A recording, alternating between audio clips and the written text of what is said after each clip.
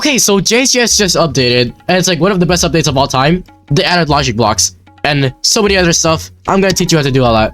Okay, so first off, special block. Pretty self-explanatory.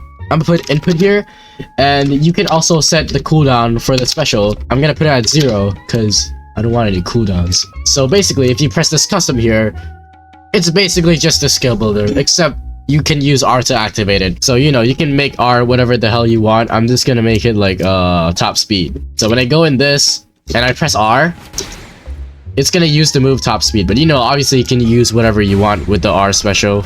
Okay, so next awakening block. Pretty self-explanatory maybe. So not, you can set the custom name to whatever you want. You can set the duration of how long the ult's gonna be. So I want the ult to be 20 seconds, so I'm just gonna set it as 20 seconds. So basically what that does is that it just changes the ult name and the ult duration. If I do that, then obviously this is gonna last for 20 seconds, but you can also do something like a base moveset by making this like 0 and putting like a skill here, because you can also, you know, you can also put a skill here. Let's do strong dismantle. So boom, right there. Just like a base moveset, alright. Just like a base only moveset, but you can also just, you know, set this as like normally, so it does that on impact, on ult. Yeah, there, but I still have the ult though, and it's still going down. You can also do that if you want. You know, pretty cool stuff. There's also the accessory block, which is also pretty self-explanatory. I don't think I have to explain much of this. Okay, so for this, you can just grab whatever accessory you want from the marketplace, copy the URL, you know, the ID or whatever, paste it into this. Now you just have to walk into it and you have the hair or whatever accessory you have. You can use this on dummies or NPCs because for some reason they haven't added it to dummies or NPCs. So yeah. Okay, now the skill builder. Alright, so first off, we have velocity, XYZ. You probably know what XYZ is. If you don't know what that is, I'm gonna put it on screen right now. That's what XYZ is, okay? I'm gonna put Z at 50, which means I'm gonna move forward at the power of 50. And you can also change the time, but because time is 0, this isn't gonna work unless I put at like 0. Scrap it, I was gonna make it 1.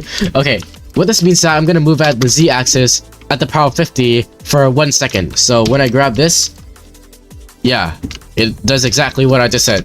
You can also activate fade, which is also pretty self-explanatory. You know, it just fades the move, like it just slows down.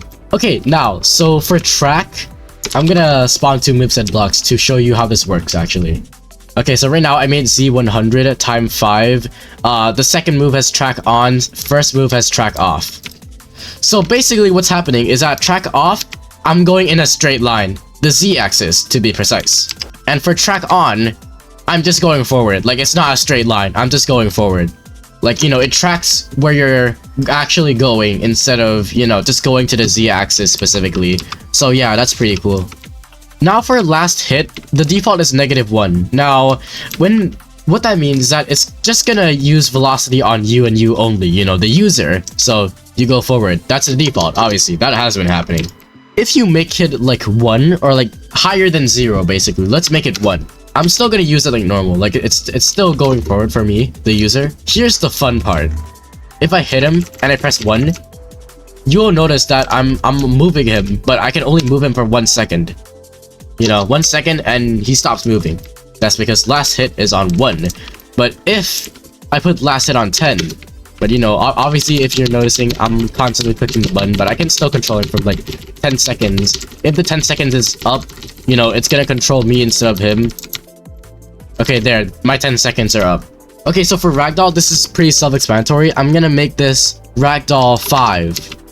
When I go in here, I'm gonna ragdoll for 5 seconds. You know, I can just wait. 1, 2, 3, 4, 5. Why am I still ragdolling? Okay, boom. I'm back up.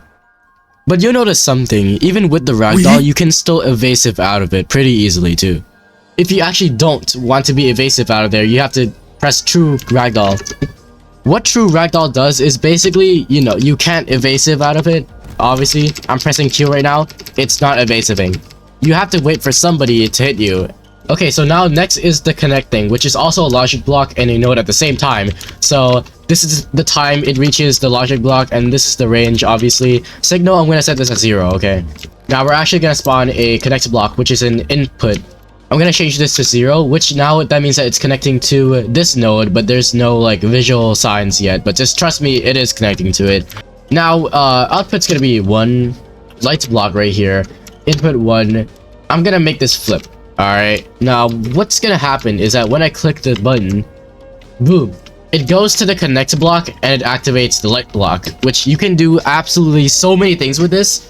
I don't even want to talk about it. Like, genuinely, there's so much things you can do with this. Next is the hitbox thing. So, yeah, this is just like the velocity block, except instead of like choosing the power of like where to go, this one genuinely just moves your hitbox. Okay, so this is the base hitbox. If you don't want to move it, then just don't move it. You can also change the size. The size. What the fuck? The size. This one is stunned. Pretty self-explanatory. You know, it stuns you. You can just choose the duration of how long you want the stun to be. If I want to make it 10 seconds, I grab this. UV, come here. Yeah. Okay, so when I use this on him, he'll be stunned for 10 seconds. I don't think he can move. I don't think so. Yeah, that's basically how stun works. I can't. Okay, there you go. Yeah, okay, go back, bro. Okay, and basically, you can also change the damage, alright? Pretty self-explanatory. Again, okay, so for attack type, regularly it's melee, right? But there's actually 4 types of attack types. There's melee, explosion, bullet, and swarm.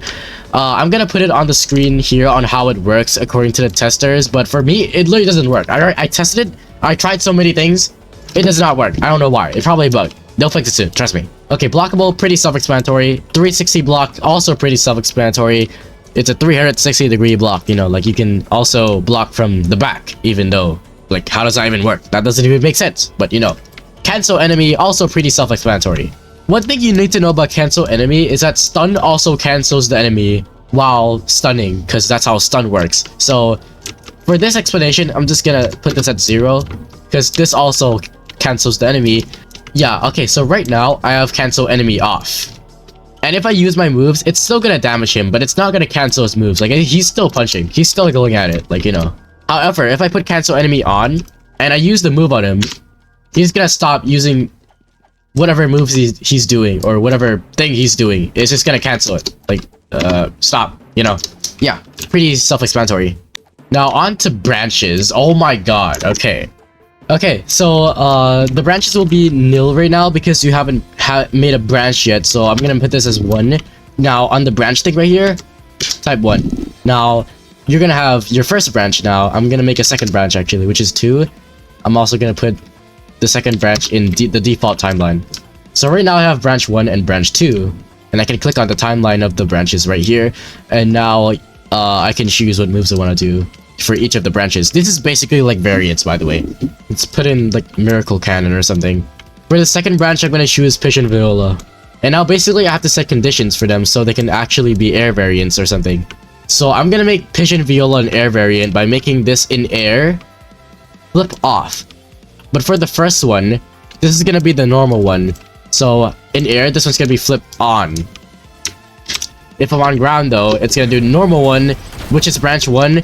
If I jump, branch 2.